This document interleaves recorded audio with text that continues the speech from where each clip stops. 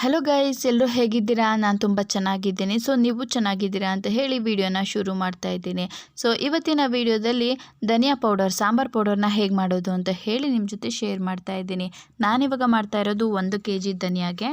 So ಇವಾಗ ಬೇಕಾಗಿರುವಂತಹ ಎಲ್ಲ ಐಟಮ್ಸ್ಗಳನ್ನು ತಂದಿಟ್ಕೊಂಡು ಮನೆಯಲ್ಲಿ ಇವಾಗ ಈ ಧನಿಯಾ ಬೀಜ, ಸಾಂಬಾರ್ ಬೀಜ ಏನಂತಾರೆ ಅದನ್ನು ಹುರಿತಾ ಇದ್ದೀನಿ. ಬಿಸಿಲಲ್ಲಿ ಒಂದಿನ ಒಣಗಿಸ್ಬಿಡಿ. ಆಮೇಲೆ ಇದನ್ನು ಸ್ವಲ್ಪ ಚೆನ್ನಾಗಿ ಈ ರೀತಿಯಾಗಿ ಘಮ ಅಂತ ಹೇಳಿ ಪರಿಮಳ ಬರಬೇಕು, ಅಲ್ಲಿವರೆಗೂ ಹುರ್ಕೋತಾ ಹೋಗಬೇಕು. ಸೊ ಧನಿಯಾ ಬೀಜನ ಚೆನ್ನಾಗಿ ಹುರಿದು ಒಣಗಿಸಿದ್ರೆ ಪುಡಿ ತುಂಬಾ ಚೆನ್ನಾಗಿರುತ್ತೆ. ತುಂಬ ದಿನದವರೆಗೂ ಕೂಡ ಹಾಳಾಗದೇ ಇರೋ ಥರ ಇಟ್ಕೋಬಹುದು. ಅದಕ್ಕೂ ಮುಂಚೆ ಸ್ವಲ್ಪ ಕ್ಲೀನ್ ಮಾಡ್ಕೊಳ್ಳಿ, ಇಲ್ಲಾಂದರೆ ತರುವಾಗೇ ಫುಲ್ ಫ್ರೆಶ್ಶಾಗಿ ಕ್ಲೀನಾಗಿರೋ ಥರನೂ ಇರುತ್ತೆ. ಅದನ್ನು ನೋಡ್ಕೊಂಡು ತೊಗೊಂಡು ಬನ್ನಿ. ಆದರೂ ಕೂಡ ಒಂದ್ಸಲ ಚೆಕ್ ಮಾಡ್ಕೊಳ್ಳಿ, ಕಲ್ಲು ಮಣ್ಣು ಇದೆಲ್ಲ ಇದ್ದೇ ಇರುತ್ತೆ. ಸೊ ಅದಾದಮೇಲೆ ಇವಾಗ ನಾನು ತೋರಿಸ್ತಾ ಇದ್ದೀನಲ್ವಾ, 1 kgಗೆ ಈ ಒಂದು ಲೋಟದ ಅಳತೆಯಲ್ಲಿ ಕಾಳುಗಳೇನಿರುತ್ತೆ, ಮಿಕ್ಸ್ ಕಾಳು, ಅದನ್ನು ನಾನು ಯೂಸ್ ಮಾಡ್ತಾ ಇದ್ದೀನಿ. ಸೊ ಇದೇ ಒಂದು ಲೋಟನ ಯೂಸ್ ಮಾಡ್ಕೋತಾ ಇರೋದು. ಇದರಲ್ಲಿ ಒಂದು 1/4 kg ಅಷ್ಟು ಇಡ್ಸತ್ತೆ. ಸೊ ಇವಾಗ ಮೊದಲನೇದಾಗಿ ನಾನು ಇಲ್ಲಿ ಕಡಲೆಕಾಳನ್ನು ಹುರ್ಕೋತಾ ಇದ್ದೀನಿ.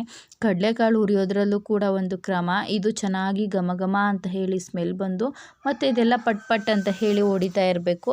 ಮೇಲ್ಗಡೆ ಸಿಪ್ಪೆ ಏನಿದೆ ಅದು ಬಿಡ್ತಾ ಬರಬೇಕು. ಅಲ್ಲಿವರೆಗೂ ಕೂಡ ನಾವು ಈ ಒಂದು ಕಡಲೆಕಾಳನ್ನ ಹುರ್ಕೋತಾ ಇರಬೇಕು. ನೋಡ್ತಾ ಇರ್ಬೋದು, ಇದರಲ್ಲಿ ಚಟ್ನಿ ಮಾಡಿದ್ರೂ ಕೂಡ ತುಂಬಾ ಚೆನ್ನಾಗಾಗತ್ತೆ ಕಡಲೆಕಾಳ್ದು ಚಟ್ನಿನ.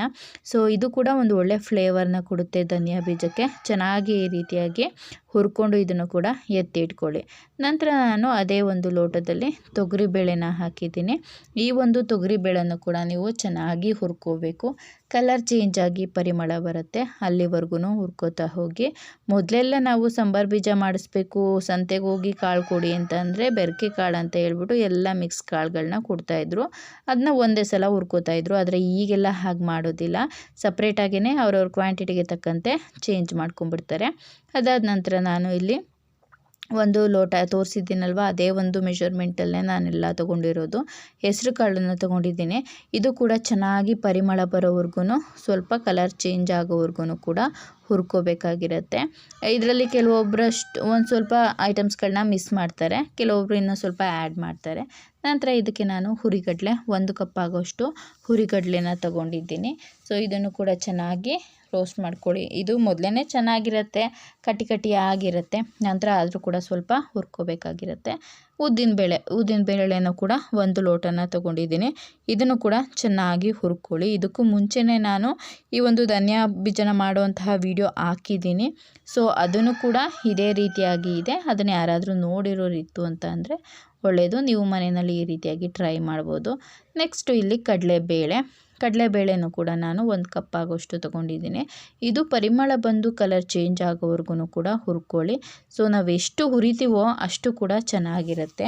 ಇಲ್ಲ ಅಂತ ಅಂದರೆ ಒಂದು ಸ್ವಲ್ಪ ಏನಾದ್ರೂ ಹಸಿ ಸ್ಮೆಲ್ಲೆಲ್ಲ ಬಂದುಬಿಡುತ್ತೆ.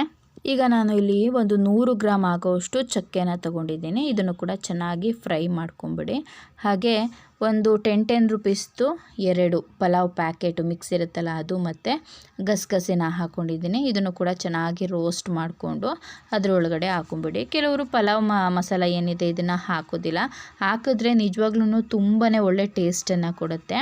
ನಂತರ ನಾನು ಇಲ್ಲಿ 50 ಗ್ರಾಮ್ ಆಗೋಷ್ಟು ಜೀರಿಗೆ, 50 ಗ್ರಾಮ್ ಲವಂಗ, 50 ಗ್ರಾಮ್ ಮೆಣಸು, ಇದಿಷ್ಟನ್ನು ಚೆನ್ನಾಗಿ ಇವಾಗ ಹುರ್ಕೊಂಬಿಡೋಣ. ಇದು ಕೂಡ ಪರಿಮಳ ಬರೋವರೆಗೂ ಚೆನ್ನಾಗಿ ರೋಸ್ಟ್ ಮಾಡ್ಕೊಳ್ಳಿ. ಇದೆಲ್ಲ ಏನು ಸ್ಪೈಸಿ ಮಸಾಲ ಇತ್ತು ಅಂತಂದರೆ ಧನಿಯಾ ಪುಡಿ ತುಂಬಾ ಚೆನ್ನಾಗಿರುತ್ತೆ. ನಾವು ಏನೇ ಒಂದು ಬಿರಿಯಾನಿ ಮಾಡ್ತೀವಿ ಅಂದ್ರೂ ಅದರಲ್ಲೂ ಜಸ್ಟ್ ಇದನ್ನು ಸ್ವಲ್ಪ ಹಾಕಿದ್ರೂ ತುಂಬಾ ಚೆನ್ನಾಗಾಗತ್ತೆ. ಪಲ್ಯಕ್ಕೂ ಕೂಡ ತುಂಬಾ ಚೆನ್ನಾಗಾಗತ್ತೆ.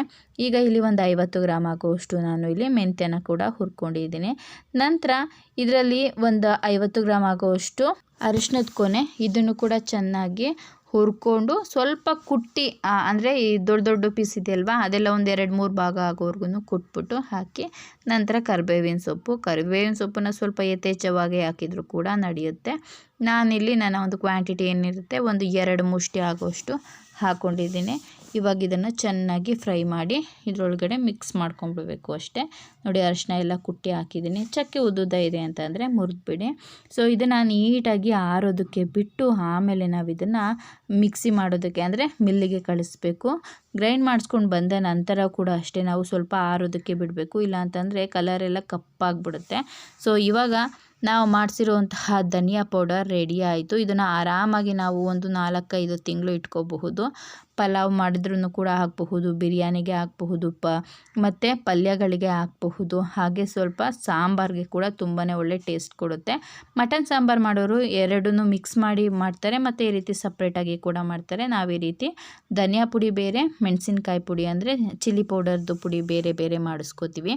ಸೊ ಈ ಒಂದು ವಿಡಿಯೋದಲ್ಲಿ ಯಾರಾದ್ರೂ ಹೊಸ್ದಾಗಿ ಮಾಡಿಸ್ಕೋಬೇಕು ಅನ್ನೋರಿತ್ತು ಅಂತಂದರೆ ದಯವಿಟ್ಟು ಮಾಡಿಸ್ಕೊಳ್ಳೋರು ವಿಡಿಯೋನ ನೋಡಿ ಮಾಡಿಸ್ಕೊಳ್ಳಿ. ನಮಗೇನಾದರೂ ಆರ್ಡ್ರ್ ಮಾಡಿ ಬೇಕು ಅಂತ ಅಂದರೆ ಅದನ್ನು ಕೂಡ ಟ್ರೈ ಮಾಡ್ತೀನಿ. ಕಮೆಂಟಲ್ಲಿ ತಿಳಿಸಿ.